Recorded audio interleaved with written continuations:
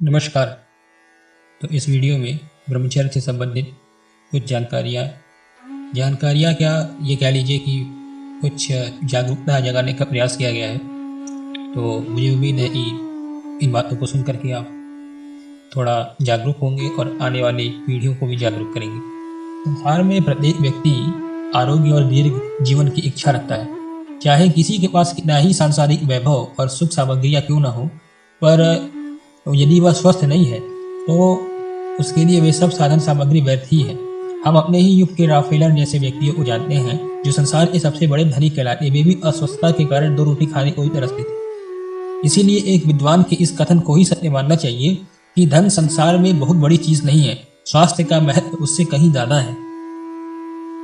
जो नवयुवक विदेशी काम शास्त्र की पुस्तकें पढ़कर या अनुभवहीन लोगों की दलीलें सुनकर स्वयं भी ब्रह्मचर्य को निरर्थक कहने लगते हैं, वे चारों तरफ निगाह दौड़ाकर अपने साथियों की दशा देखें।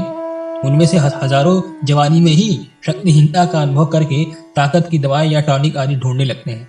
हजारों प्रमेय का शिकार होकर पीले शरीर और निस्तेज चेहरे को लिए फिरते हैं, और हजारों ऐसे भी हैं जो सुजाक और गर्मी जैसे भयंकर रोगों के शिकार बनकर अपने जीवन को बर्बाद कर लेते हैं।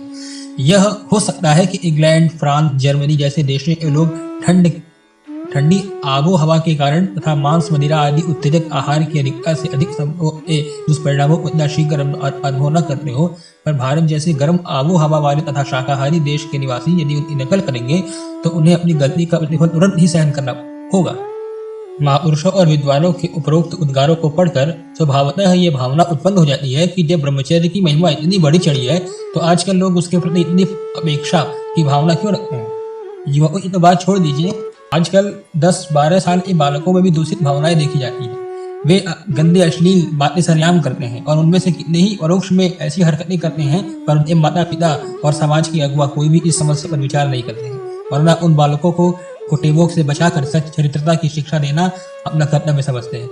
अधिकांश माता पिता को तो अपने लड़के को निर्दोष और भला भोला समझकर इस बात की आशंका ही नहीं करते कि जल्दी या देर में वह इसकी तरह बुरी आदतों का शिकार हो जाएगा। इसलिए वे उसे इस संबंध में कुछ बतलाना या दुष्चरित्रता की हानियों से सावधान करना अनावश्यक समझते हैं। बहुत से अभिभावक ऐसा भी सोचते हैं कि बालकों को से इस विषय पर चर्चा करना ठीक नहीं, क्योंकि ऐसा करने से वे समय से पूर्व ही इन बातों को जान जाएंगे और फिर कुतूहलवश लुक छिप कर विपरीत आचरण करने लगेंगे। परिणाम यह होता है कि वे न तो संकोच या असावधानीवश इस बात को टालते रहते हैं, और बालक अपने किसी नीच प्रकृति के संगी, साथी या नौकर आदि से इस प्रकार की वाहियात हरकतें करने लगता है या शिक्षा प्राप्त कर लेता है और इस शारीरिक पतन के मार्ग पर चलने लगता है। इसलिए आप इस भ्रम को सर्वथा त्याग दीजिए कि कोई अन्य व्यक्ति, शिक्षक, गुरु, उपदेशक आदि आपके बच्चे को इस विषय में उचित मार्गदर्शन करा देगा और वह हानिकारक दुष्कर्मों से बचा देगा। न तो ब्रह्मचर्य के संबंध में कोई स्कूल टीचर या कोई ऐसा व्यक्ति ही बताने वाला है। अपने बच्चे को आप यानी उनके माँ बाप ही संभालने और बचाने वाले हैं। इसलिए जहाँ तक हो अपने बच्चों को ब्रह्मचर्य की शिक्षा दीजिए। ब्रह्मचर्य के साथ साथ बालकों में व्यायाम एवं शारीरिक मेहनत को शामिल करिए एवं उन्हें सच्चरित्र बनाने का भरसक प्रयास करिए, क्योंकि आज भारत की जो पीढ़ी तैयार हो रही है ये बिल्कुल ही निजी पीढ़ी है। जो हमारी पीढ़ी अभी बीती थी उसकी तरफ नजर दौड़ाएं और आज की जो पीढ़ी है उनकी तरफ देखें। यह बहुत बड़ा कारण इसका ब्रह्मचर्य में हानि के नाते से ये सब हो रहा है। तनाव, अवसाद, शारीरिक विकास ना होना, मानसिक विकास ही नहीं होता है लोगों का। बड़े होने के बावजूद भी ऐसी ऐसी बातें करते हैं कि मानो अभी 3-4 महीने के बालक ही हों। इसीलिए अपने बच्चों को सच्चरित्र बनाइए, ईमानदार बनाइए और ब्रह्मचर्य से संबंधित शिक्षा को दीजिए। धन्यवाद।